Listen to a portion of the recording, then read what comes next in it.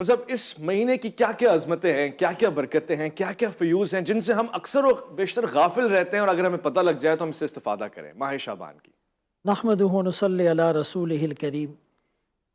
شعبان اور رمضان کی تیاری گویا کہ رجب سے شروع ہو چکی تھی۔ رسول اللہ صلی اللہ علیہ وسلم نے دعا فرمائی، اللہم بارک لنا فی رجب و شعبان و بلغنا رمضان۔ اللہ رجب اور شعبان میں برکت ڈال اور ہمیں رمضان تک پہنچا۔ دوسری دعا جو رسول اللہ صلی اللہ علیہ وسلم سے ثابت ہے، اللہم سلمنی لرمضان وسلم رمضان لی۔ اے اللہ ہمیں رمضان تک صحیح سالم رکھ اور رمضان کو ہمارے لیے صحیح سالم رکھ۔ اکابر کے بارے میں، اسلاف کے بارے میں آتا ہے کہ رمضان المبارک سے 6 مہینے پہلے رو رو کر دعائیں مانگتے، اے اللہ رمضان کا مہینہ نصیب ہو جائے، اور رمضان میں بھرپور عبادت کے بعد 6 مہینے تک روتے رہتے کہ رمضان کا حق ادا نہیں کر سکے۔ گویا کہ پورا سال ان کا محور رمضان المبارک کے فضائل رہتے۔ شعبان رسول اللہ صلی اللہ علیہ وسلم سب سے زیادہ رمضان کے علاوہ اگر کسی مہینے میں روزے رکھتے تو وہ شعبان کا مہینہ ہوتا۔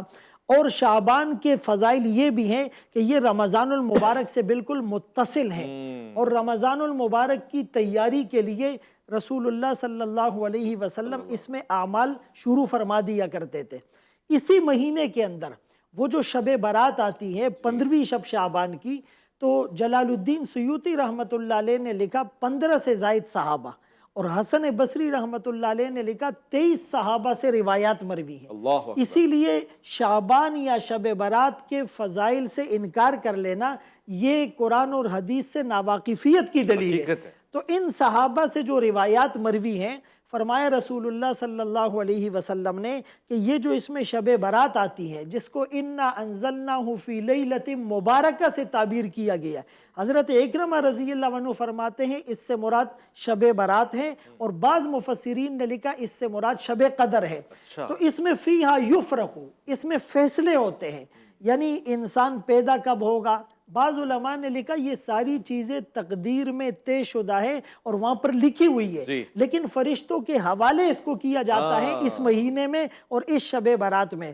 فرمایا کہ پیدا کون ہوگا، انتقال کس کا ہوگا، رزق کس کا کتنا ہوگا، اور عمر کیا ہوگی، اور پھر اعمال اس میں پیش کیے جائیں گے۔ تو اس مہینے کے ان فضائل کو سامنے رکھ کر، جیسے میچ سے پہلے وارم اپ میچ ہوتا ہے، انسان اپنے آپ کو فزیکلی فٹ کرتا ہے کہ میں اس بڑے امتحان کے لیے کامیاب ہو جاؤں، یا آپ کے فائنل اینیول ایگزام سے پہلے جو آپ کے سیمیسٹر ہوتے ہیں، تو یہ بالکل پریپریشن کا ایک پیریڈ ہے، اور اس میں آپ کو اپنے آپ کو تیار کرنا، گناہوں سے بچنا، اور اپنے نفس کو اتنا پاکیزہ کرنا کہ رمضان شروع ہوتے ہی اللہ کی رحمت کو سمیٹنے کے ہم قابل ہو جائے، اور ہمارے دل کا جو برتن ہے وہ پہلے سے اس کو سمانے کے لیے تیار۔